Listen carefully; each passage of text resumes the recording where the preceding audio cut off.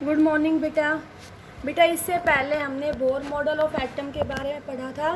Today we will discuss about the quantum mechanical model which is used to explain the limitation of Bohr model. तो quantum mechanical model में बेटा हम पढ़ेंगे de Broglie concept of dual nature और Heisenberg uncertainty principal के बारे में। Okay तो बेटा first of all we will discuss about de Broglie concept of dual nature. ठीक है, तो बेटा डी ब्रोगली नाम के साइंटिस्ट ने ये दिया था, तो उसने कहा अकॉर्डिंग टू डी ब्रोगली जितने भी मटेरियल पार्टिकल होंगे, मटेरियल पार्टिकल सच एज जैसे इलेक्ट्रॉन हुआ, प्रोटॉन हुआ, न्यूट्रॉन हुआ, पीस ऑफ चॉक हुआ और बॉल हुई, उनके पास ड्यूअल कैरेक्टर होगा। क्या होगा? Dual character. Dual character means बेटा they have wave nature as well as particle nature. Okay, and the wave associated with these particles, और इन पार्टिकल्स के साथ जो वेव एसोसिएटेड होंगी उनको हम क्या बोलते हैं बेटा? These are known as matter wave और डी ब्रोगली वेव। ओके, तो डी ब्रोगली नाम के साइंटिस्ट ने कहा जितने भी मटेरियल पार्टिकल होंगे दे पोसेस ड्यूअल कैरेक्टर। ओके, और इनके साथ जो वेव एसोसिएटेड होंगी उनको हम बोलते हैं मैटर वेव या डी ब्रोगली वेव। ओके, तो डी ब्रोगली रिलेशनशिप क्या होगा?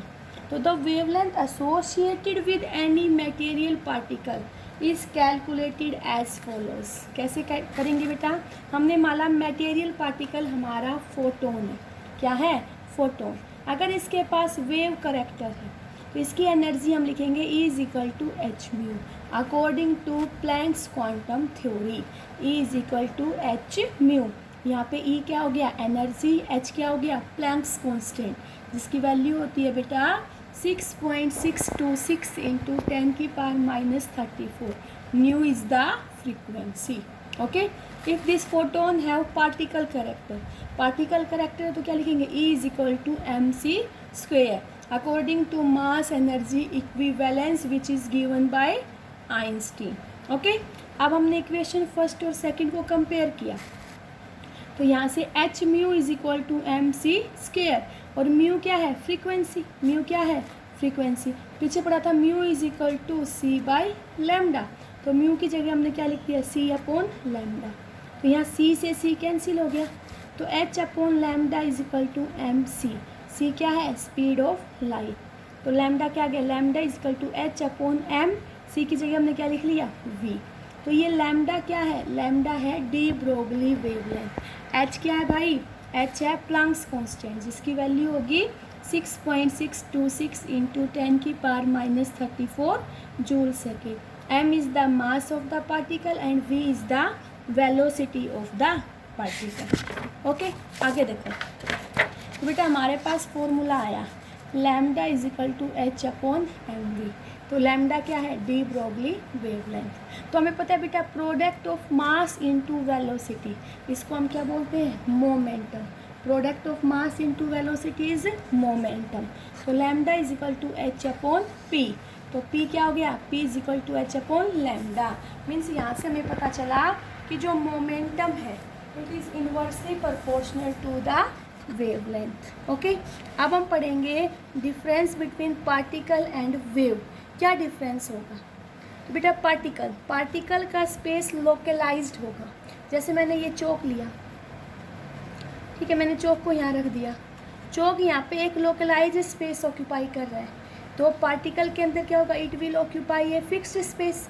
तो मैंने क्या कहा? Particle is localized in a space. लेकिन जो वेव होती है वो डीलोकलाइज्ड होती है। देखो बेटा कैसे, हम जैसे स्कूल में मॉर्निंग असेंबली होती है, माइक लगाते हैं, तो ये तो नहीं होता कि माइक की आवाज़ एक पर्टिकुलर एरिया में सुनाई देती है, पूरी असेंबली में सुनाई देती है ना। क्यों? क्योंकि उसके अंदर कैसी क्या है? वेव नेचर है। मीन्स वो क्या होता है? डीलोकलाइज्ड होता है। For example sound wave. Particle do not interfere, एक पार्टिकल दूसरे पार्टिकल के ऊपर इंटरफेयर नहीं करता, लेकिन वेव के अंदर बेटा वेव हमारी इंटरफेयर करती है। मीन्स दो या दो से ज़्यादा वेव सेम स्पेस में एग्जिस्ट कर सकती है।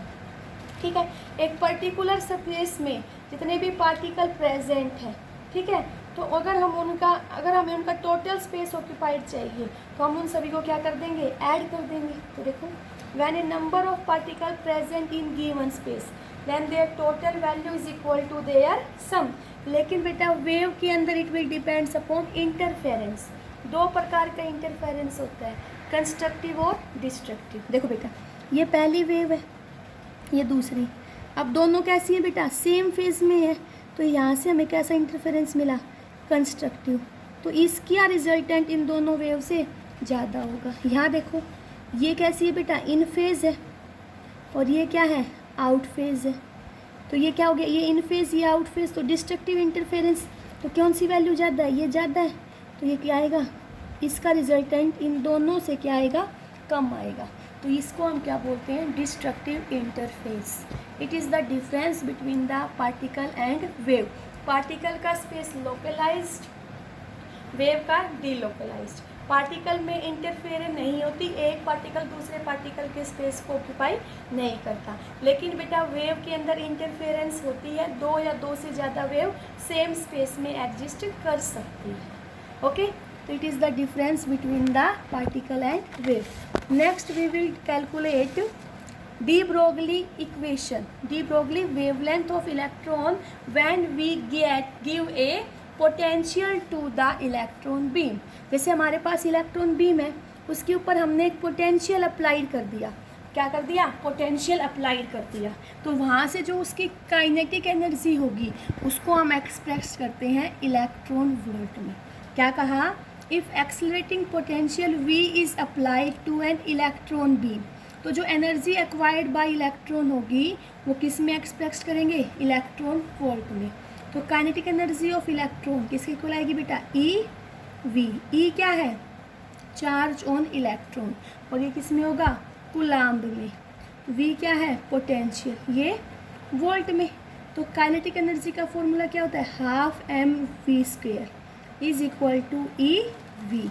यहाँ से इस V बेटा, ये V यहाँ पे क्या है, स्पीड ऑफ लाइट, और ये V क्या है यहाँ पे, पोटेंशियल इन वोल्ट। बेटा दोनों को कैंसिल मत करना, ये V वेलोसिटी है और ये V पोटेंशियल है। तो यहाँ से V velocity v² is equal to 2EV/m। तो V क्या आएगा, √2EV/m।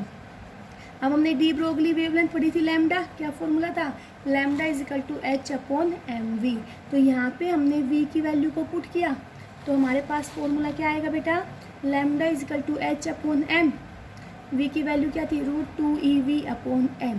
सोल्व किया तो लैम्डा आया h/√2m EV। तो यहाँ पे लैम्डा तो क्या हो गई, डी ब्रोगली वेवलेंथ, h क्या हो गया, प्लैंक्स कांस्टेंट, m क्या हो गया, mass of electron, EV energy, E क्या हो गया बेटा, charge on electron in coulomb. E क्या हो गया, चार्ज ऑन इलेक्ट्रॉन, किसमें, कूलाम्ब में। और V क्या हो गया, पोटेंशियल अप्लाइड। ठीक है बेटा, अब स्टार्टिंग में ही मैंने कहा था कि एक्सेलरेटिंग पोटेंशियल V अप्लाइड कर दिया इलेक्ट्रॉन बीम को, तो काइनेटिक एनर्जी किसके इक्वल थी, EV। तो यहाँ EV की जगह हम क्या लिख सकते हैं, काइनेटिक एनर्जी।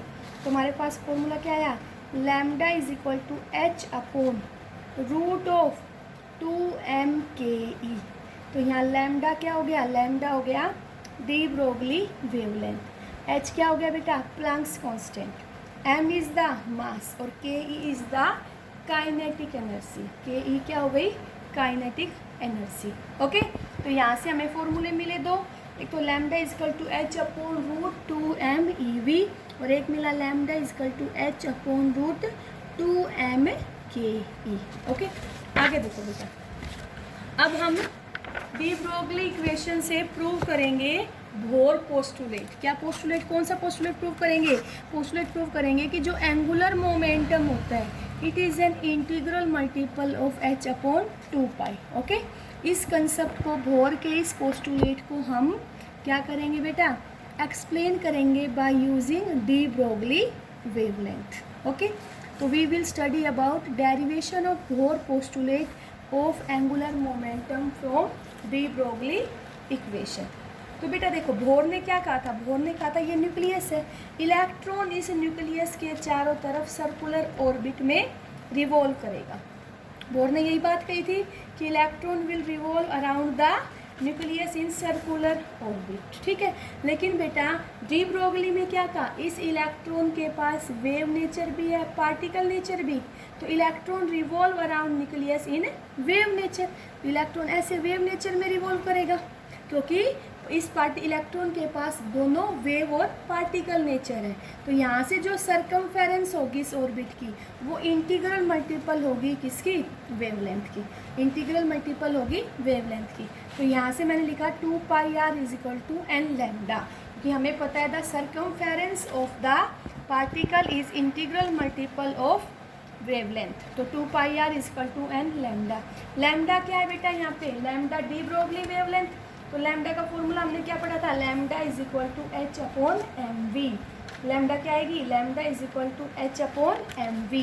तो यहाँ वैल्यू पुट की, तो इसको अरेंज करेंगे तो क्या आएगा, m v r is equal to n h upon 2 pi. तो यहाँ से हमने प्रूव कर दिया कि जो एंगुलर मोमेंटम होगा it is an integral multiple of n h upon 2 pi. Okay ठीक है बेटा, तो ये सारा हमने किस में पढ़ा, डी ब्रोगली वेवलेंथ के अंदर। अब मैं तुम्हें नेक्स्ट पढ़ाऊंगी क्वांटम मैकेनिकल मॉडल में, that is Heisenberg uncertainty principle. We will discuss about Heisenberg uncertainty principle, ठीक है। This principle was given by the scientist Heisenberg. किसने बताया था इसके बारे में, Heisenberg in 1927 give the concept of Heisenberg uncertainty principal.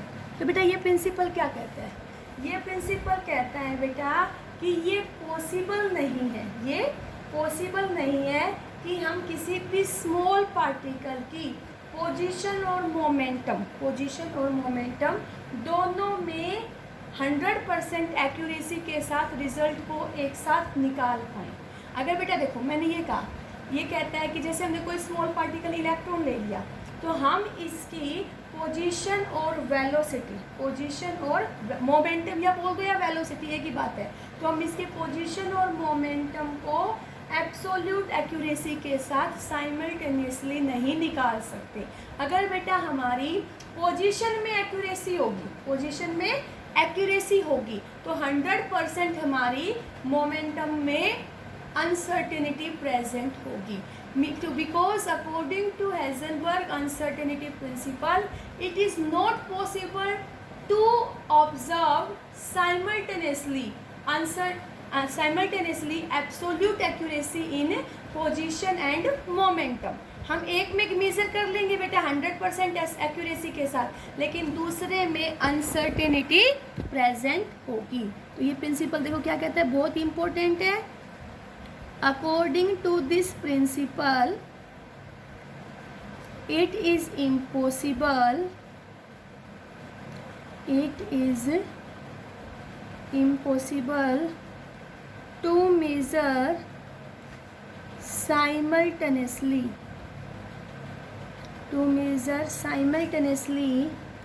the position and momentum of small particle like electron with absolute accuracy और certainty। Okay बेटा, तो ये प्रिंसिपल हमें कहता है कि ये पॉसिबल नहीं है कि हम 100% एक्यूरेसी के साथ, 100% एक्यूरेसी के साथ पोजीशन और मोमेंटम को साइमल्टेनियसली मेज़र कर सके। अगर मैथमेटिकली बात करें तो मैथमेटिकली हाइजेनबर्ग अनसर्टेनिटी प्रिंसिपल को हम क्या लिखेंगे, delta x m delta v greater than और equal to h upon 4 pi. Del x m delta v greater than और equal to h upon 4 pi. Del x क्या है, डेल एक्स है uncertainty in position, uncertainty in position. M क्या है? M है बेटा mass, और delta v uncertainty in velocity. ये कहता है इट इज़ नॉट पॉसिबल कि we can measure the certain value of position and momentum with accuracy. Okay, तो एच क्या है? एच है प्लैंक्स कांस्टेंट, ठीक है। तो एम डेल्टा वी, इसकी जगह हम डेल्टा पी भी लिख सकते हैं। डेल्टा पी क्या है? Uncertainty in momentum, uncertainty in momentum. Okay, तो इसको हम ये भी लिख सकते हैं delta x delta p greater than और equal to h upon 4 pi. Okay, it is the statement of Heisenberg uncertainty principle. तो हेज़नबर्ग अनसर्टेनिटी प्रिंसिपल क्या कहता है बेटा? ये कहता है it is not possible that we can calculate the absolute value of position and momentum simultaneously. हम simultaneously दोनों में 100% एक्यूरेसी की वैल्यू नहीं कैलकुलेट कर सकते। ओके, अब बेटा देखो, इसी को हम दूसरे फॉर्म में कैसे लिख सकते हैं? तुम कह सकते हो इट इज़ इम्पॉसिबल, हेज़नबर्ग की दूसरी स्टेटमेंट बता रही हूँ, it is impossible to measure simultaneously, to measure simultaneously the exact position and momentum of a small body like an electron। Okay, तो यहाँ पे बेटा जो डेल्टा एक्स डेल्टा पी की वैल्यू आएगी, it will be greater than और equal to h upon 4 पाई। ये जो साइन है ये बता रहा है कि यहाँ से जो अनसर्टेनिटी इन पोजीशन और अनसर्टेनिटी इन मोमेंटम, इसकी जो वैल्यू आएगी ये हमेशा h अपॉन 4 पाई से क्या तो ज़्यादा होगी या इसके इक्वल होगी। It will never be less than h upon 4 पाई। तो ये कभी भी h अपॉन 4 पाई से कम नहीं होगी।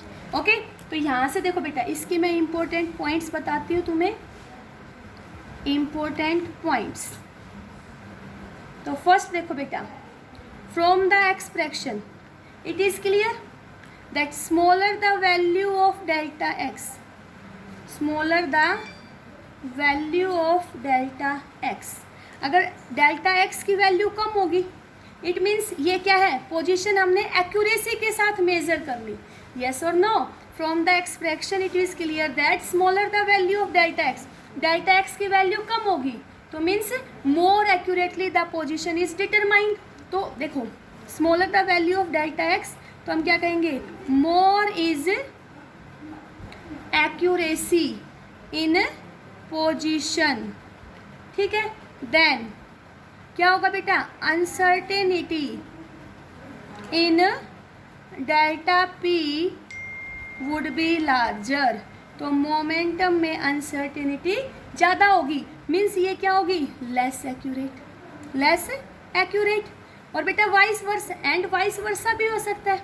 वाइस वर्सा मीन्स बेटा अगर मैं ये कहूँ कि डेल्टा पी की वैल्यू कम होगी, डेल्टा पी की वैल्यू कम होगी तो इसके अंदर एक्यूरेसी मोमेंटम वेलोसिटी में ज़्यादा होगी, या मोमेंट, देखो बेटा मैंने कहा सेकंड पॉइंट ये उल्टा भी हो सकता है। Smaller the value of delta p, तो more is accuracy in momentum, तो उसकी अनसर्टेनिटी इन पोजीशन क्या होगी? ज़्यादा होगी, क्योंकि it is not possible that we can measure the accurate value of position and momentum of small particle like electron.